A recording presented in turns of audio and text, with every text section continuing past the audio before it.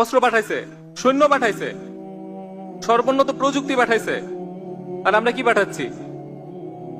আবাবিল। আমরা কি করি? দোয়া করি আল্লাহ আবাবিল পাঠাও। মুসা আলাইহিস সালামকে যখন আল্লাহ বলছে যে জেরুজালেম তোমার জাতি হবে, আক্রমণ করো, মুসা আলাইহিস সালামের সাথে লোকেরা কি বলছে? তুমি আর তোমার রব মিলে যুদ্ধ করো। মানে কি আল্লাহ যায় এটাকে দখল মুক্ত করো, তারপর আমরা ঢুকবো। আমরা তো একই কথাই বলতেছি। আবাবিল কি আমি পাঠাবো না আল্লাহ পাঠাবে? আমি তো আল্লাহ আল্লাহ তুমি আবাবিল পাঠাও, তারপর আমরা যাই।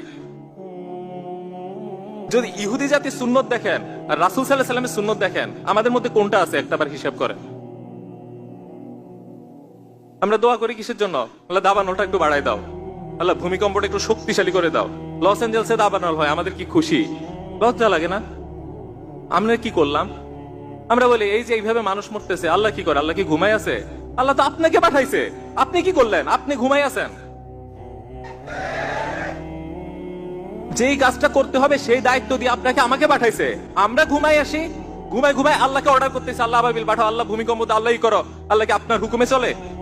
অনেকে বলবে না ভাই আমি তো বয়কট করতেছি। ভাবসাব এমন যেন আমার টাকা ইসরায়েল চলে। যেই রাষ্ট্রকে পৃথিবীর সমস্ত দেশ মিলে বয়কট করছে, সেই রাষ্ট্র পর্যন্ত তার জায়গা থেকে পিছপা হয় নাই। এর উদাহরণ কি? North Korea, Cuba.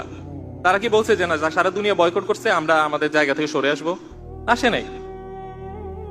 পৃথিবীর ইতিহাসে বয়কট দিয়ে কি অর্জন হয়েছে এই পর্যন্ত? কোন জাতি জিততে পারছে? আমরা ব্যস্ত কিসে? আমাদের দোষ ধরায়। আজকে যদি আরবদের একটা দোষ ধরি যে ওরা দেখেন এভাবে বিলাসিতা করতেছে, এইভাবে সম্পদ নষ্ট করতেছে, খুব খুশি আমরা। তখন এটা বুঝি না দুইজন এক হয়তো লড়াইটা করতে হবে। আমরাই তো বুদ্ধিমান নাকি? আমরা তো বয়কট করে দিছি। কেউ কি বলছে যে ভাই বয়কট করো না, ভাই বয়কট করো না? জানো এটা দিয়ে কিছু হবে না। যদি আমরা কার্যকর কাজ করতাম, আমেরিকা ঘুমায় থাকতো?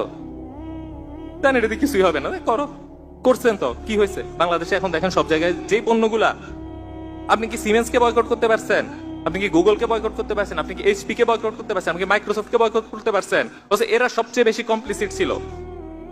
ইসরায়েলের যেই সিস্টেম, সফটওয়্যার সিস্টেম যেটা দিয়ে তারা ট্র্যাকিং করে এবং অ্যাটাক করে, সেটার সাথে এইচপি মাইক্রোসফট এরা জড়িত ছিল।